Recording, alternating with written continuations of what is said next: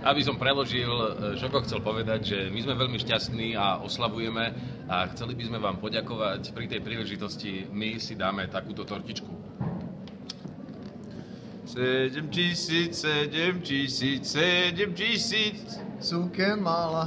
Ono v podstate to, no si to sfúkol teraz, ešte vydrž. To sú pyrotechnické. Ono v podstate to je tak, že my sme tie 3 nuly, ale s vami je nás 7000. Lajkov na Facebooku. Presne. Lajkov na gurun.